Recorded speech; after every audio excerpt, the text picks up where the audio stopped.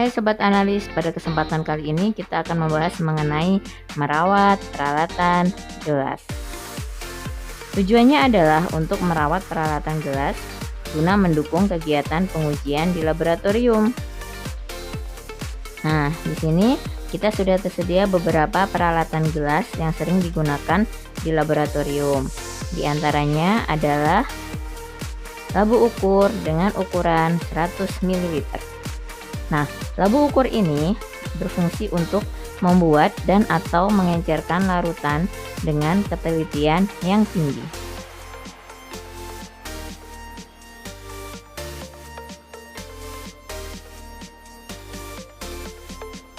Nah, labu ukur ukurannya ada bermacam-macam. Ini adalah labu ukur yang berukuran 250 ml.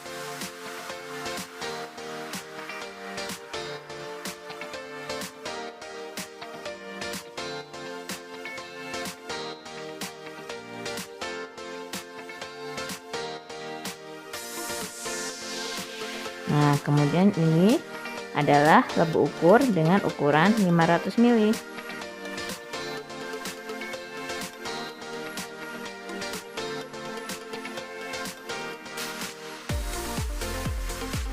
Selanjutnya ada gelas ukur.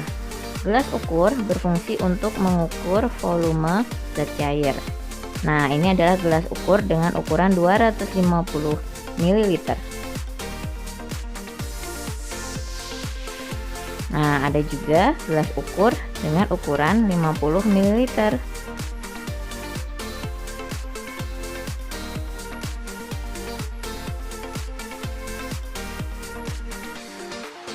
Selanjutnya ada Erlenmeyer.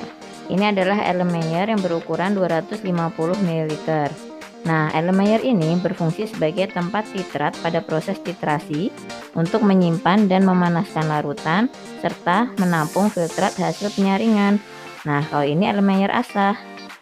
Erlenmeyer asah berfungsi untuk pencampuran reaksi dengan pengocokan yang kuat. Nah, Erlenmeyer asah juga memiliki tutup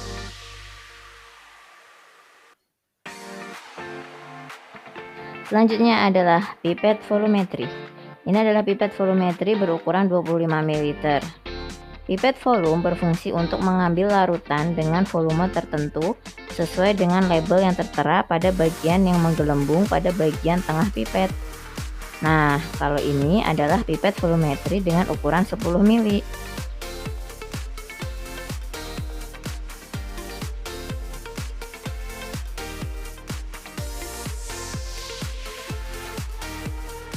Kemudian ini ada juga pipet volumetri dengan ukuran 5 ml.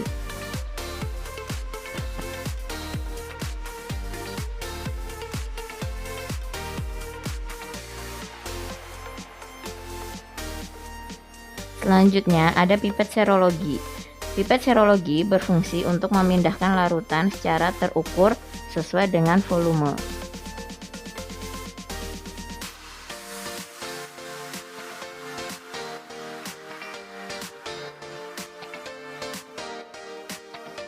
Kemudian ada piala gelas 100 ml.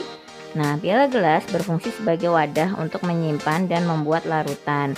Bisa juga untuk mengukur volume larutan atau bahan yang tidak membutuhkan tingkat ketelitian yang tinggi. Nah, kalau ini adalah piala gelas ukuran 300 ml. Piala gelas ini juga berfungsi untuk memanaskan bahan di atas penangas.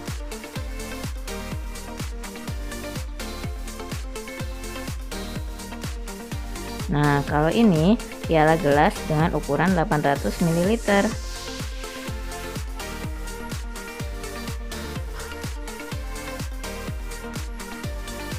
Selanjutnya ada tabung reaksi. Tabung reaksi berfungsi untuk mereaksikan zat-zat kimia dalam jumlah sedikit.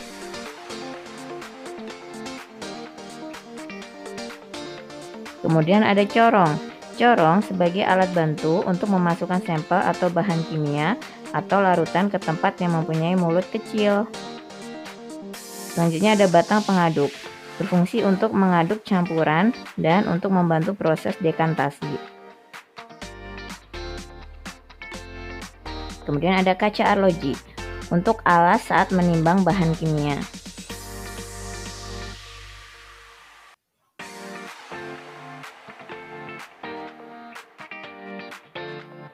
Ada penutup kaca, berfungsi untuk menutup larutan dalam wadah agar tidak menguap dan terkontaminasi. Kemudian ada pipet tetes. Pipet tetes berfungsi untuk meneteskan atau mengambil cairan dalam jumlah kecil.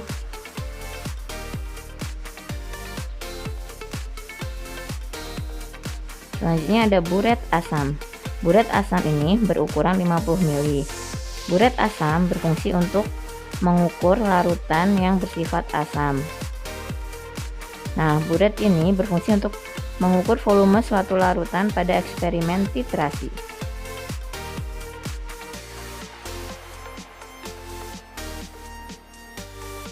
Kemudian ada buret coklat. Buret coklat di sini berukuran 50 ml. Buret coklat berfungsi untuk larutan yang mudah teroksidasi oleh cahaya matahari, seperti misalnya larutan kalium permanganat.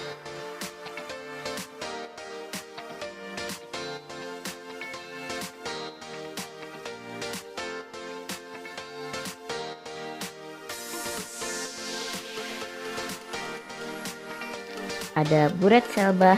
Nah, buret selbah di sini juga berukuran 50 ml. Buret selbah memiliki dinding bagian belakang yang berwarna putih, kemudian ada garis biru di atas dasar putih. Selanjutnya buret basah. Buret basah di sini berukuran 50 ml. Buret basah digunakan untuk larutan yang bersifat basah, misalnya larutan natrium hidroksida.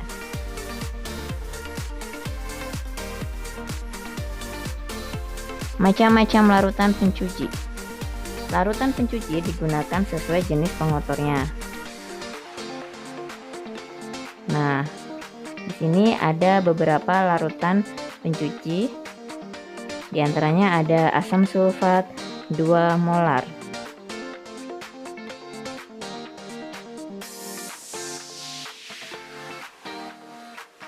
Asam sulfat merupakan asam kuat yang bisa melarutkan noda atau kerak-kerak yang membandel pada alat gelas. Kemudian ada asam nitrat 2 molar, mempunyai kemampuan mengoksidasi kerak atau residu yang menempel pada permukaan gelas.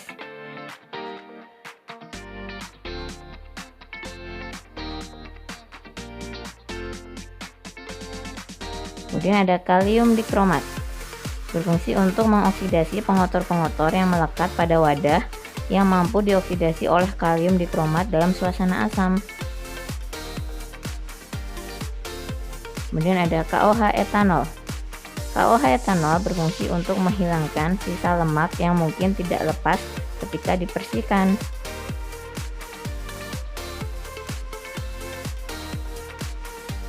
Dan yang terakhir ada sabun cuci. Sabun cuci sering kita gunakan untuk membersihkan alat gelas dari debu ataupun kotoran.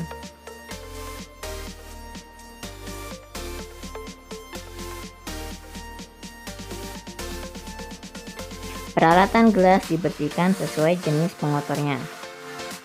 Nah, berikut ini adalah alat dan bahan. Ada Erlenmeyer, kemudian ada gelas ukur,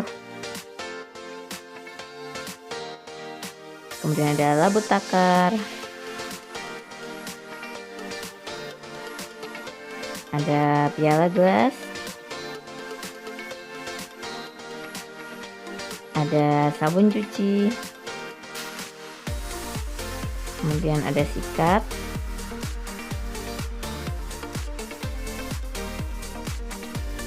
ada spons,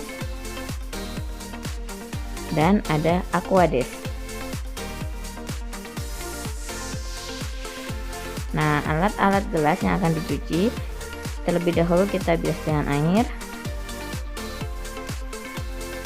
Jangan lupa masukkan sabunnya ke spons.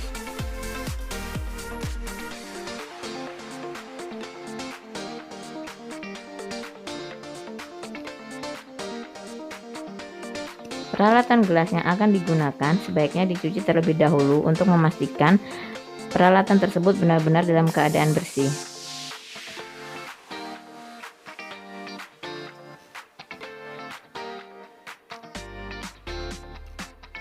Jangan lupa peralatan gelas yang sudah dicuci dengan sabun kita bilas dengan air keran sampai benar-benar bersih. Kemudian apabila masih ada noda atau kerak yang menempel, kita bisa menyikatnya dengan sikat. Selanjutnya kita bilas lagi dengan air keran. Kemudian kita bilas lagi dengan Aquades agar tidak ada sisa-sisa bahan kimia, bahan pencuci yang masih menempel pada alat gelas.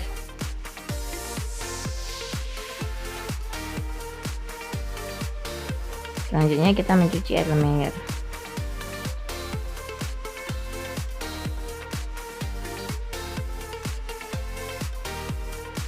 Kita bisa menggunakan sikat untuk mencucinya.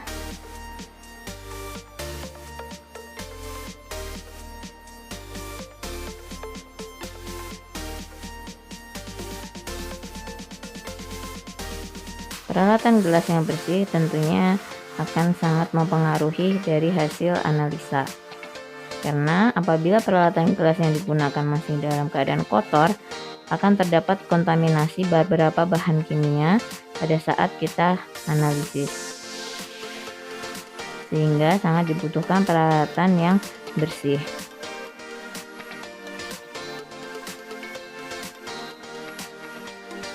Tak lupa kita selalu bilas juga dengan Aquades agar tidak ada bahan kimia atau bahan pencuci yang masih menempel di alat gelas. Selanjutnya kita mencuci gelas ukur. Kita gunakan sikat.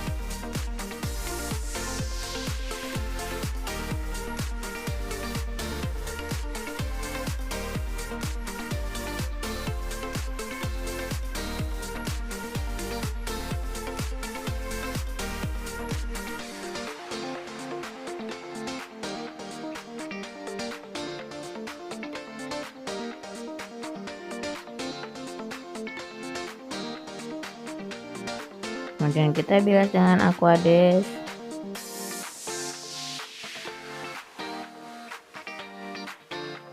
Lanjut kita ke labu takar.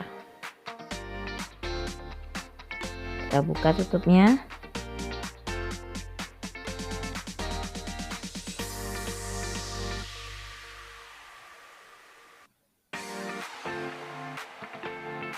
Kemudian kita bersihkan bagian luar dan bagian dalam labu takar. Kita pastikan benar-benar bersih. Kita bisa menggunakan sikat.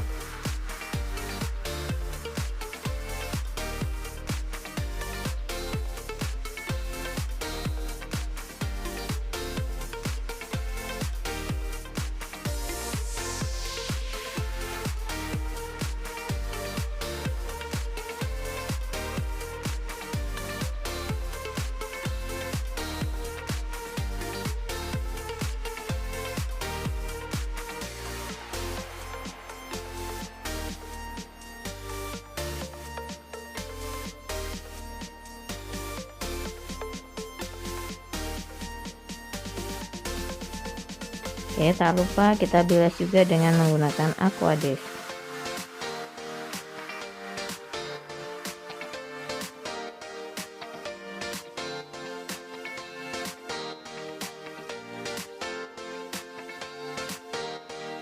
Selanjutnya kita bawa peralatan gelas tadi yang sudah kita cuci. Kemudian peralatan gelas yang sudah kita cuci kita keringkan di oven. Oke, kita buka ovennya. Suhu oven kita atur pada suhu sekitar 100 derajat Celcius agar air yang masih menempel di peralatan gelas segera menguap dan peralatan gelas cepat keringnya.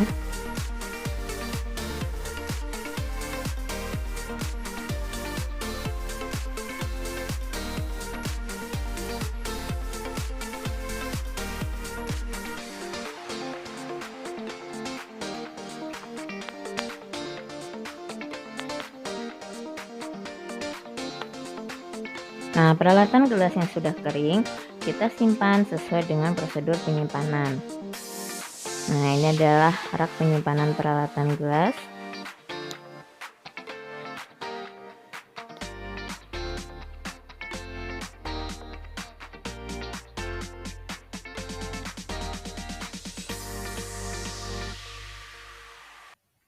Jumlah dan jenis peralatan yang disimpan dicatat sesuai prosedur. Nah, berikut ini adalah form untuk mencatat jumlah peralatan gelas,